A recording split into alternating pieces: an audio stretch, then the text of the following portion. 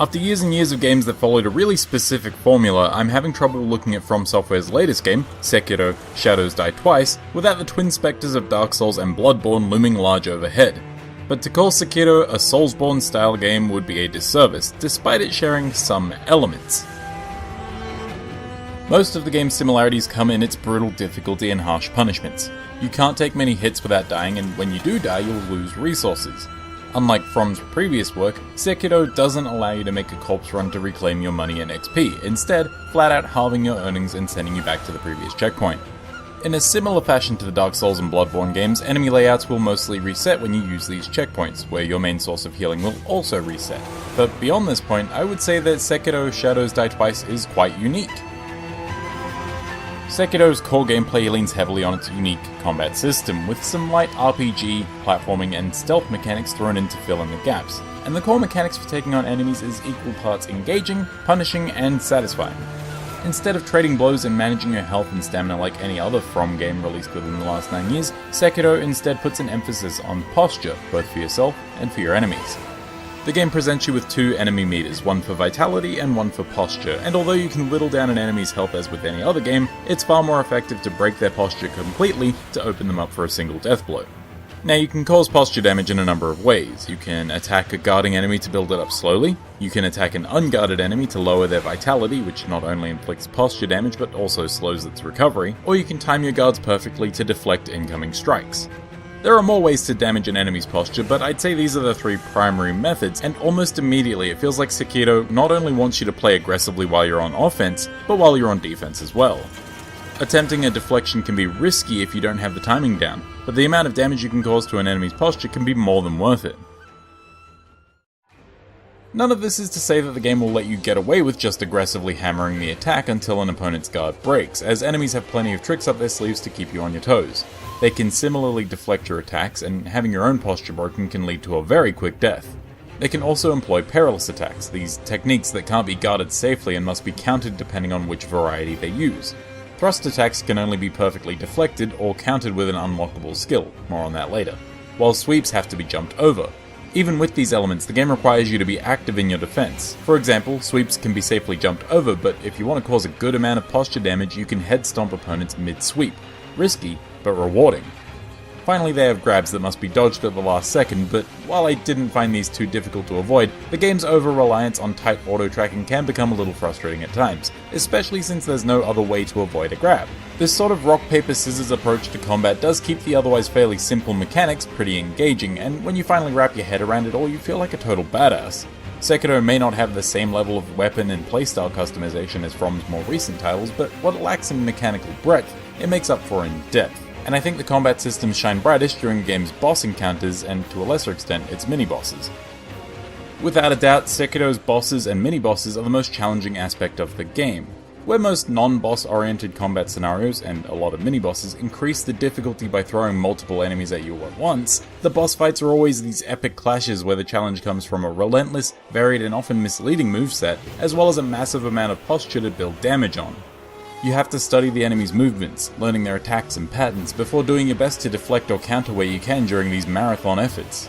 To that end, the game's animations are fantastic, and while they're clean and precise for the most part, some of the later fights can get really tricky as bosses feint and cancel attacks to throw you off. The mini-bosses, on the other hand, don't feel as epic, but they're still a great test of skill, assuming you can get them alone. This is where Sekiro's light stealth mechanics come into play. Taking on a tough general is hard enough without having to also deal with their minions, so more often than not it's a better strategy to thin the herd first, and while Sekiro isn't as deep and easy to manipulate as dedicated stealth games are, it's still fairly malleable.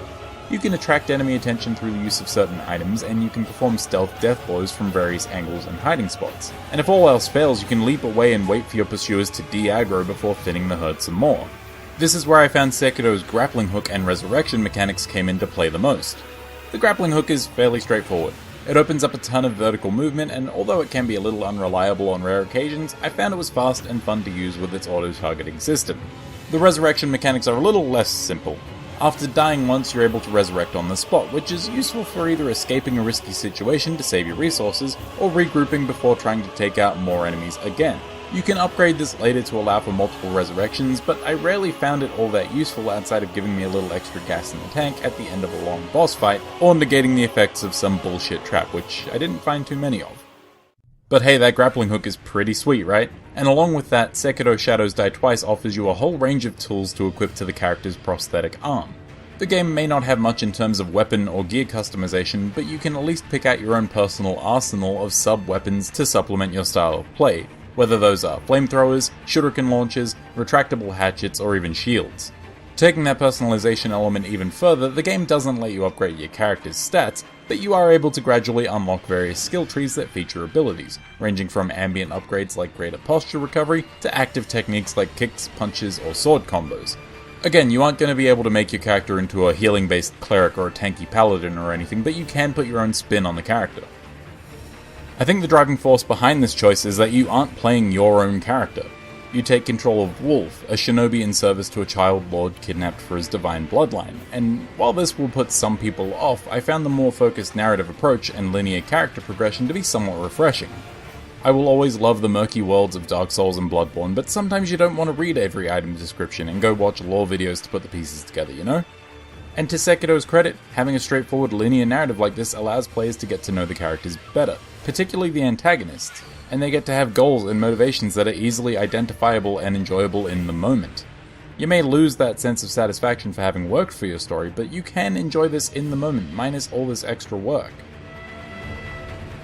Now, while the world of Sekiro Shadows Die Twice lacks the immediate mystique of From Software's more fantastic settings, I think there's still a lot here to appreciate. The towering feudal Japanese architecture is stunning to see, whether you're gazing at it from a distant mountain or scaling it hours later, and the way an environment like that can flow seamlessly into autumnal forest temples and snowy ravines can be truly breathtaking.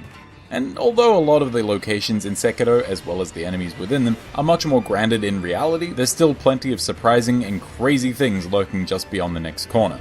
My only real issue with the game's environments is sort of a double-edged sword. While I love the implementation of the grappling hook and the level of verticality that brings, I've often found myself disoriented and even feeling like I've bypassed a bunch of content by accidentally skirting around an area.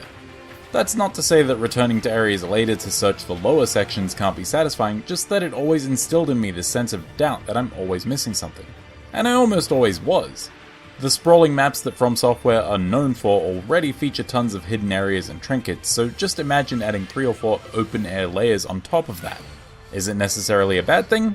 No, not really, but it was a constant concern for me while I played. Another constant concern was a mechanic called Dragon Rot, which serves as a punishment for dying too many times. In a game that is fairly difficult and requires a bit of practice to get good at. You can see what I'm getting at here, right? The mechanic itself causes what little chance the game gives you of retaining your resources upon death to decrease further, as well as making NPCs around you ill as you die over and over.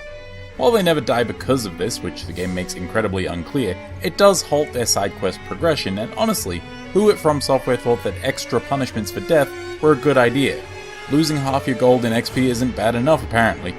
Ultimately, the Dragon Rot is reversible, which was a huge relief for me, but I still think it's a bad idea that is poorly implemented. I think the thing that makes the Dragon Rot worse is that there are some genuinely interesting side characters scattered around the world who are brought to life with some really solid voice acting, and the Dragon Rot can stop them from talking more until you cure it. I played using the default settings, which included Japanese voice work, and hey, even though I couldn't understand a word they were saying without subtitles, they still got their characters across. The rest of the sound design is similarly really solid, evoking the spirit of the game's setting with plenty of traditional Japanese instruments. And it would be silly of me not to mention the supremely satisfying clash of steel on steel when you perform a deflection, or the deep thud as you stomp a sweeping enemy. It really does add that little extra oomph to the game's already rewarding combat system. Now with all that said, Sekiro Shadows Die Twice is excellent! Before I had hands-on time with the game, I thought it really did look like another Soulsborne game, and although there are some elements and some ideas borrowed from Software's most recent titles, they're vastly overshadowed by Sekiro's unique take on sword-based combat and the synergy between it, the game's light stealth, and its platforming elements. Soulsborne fans might not find exactly what they're looking for here beyond one hell of a challenge, but I implore you, if Sekiro Shadows Die Twice looks even a little bit interesting to you, you should give it a shot.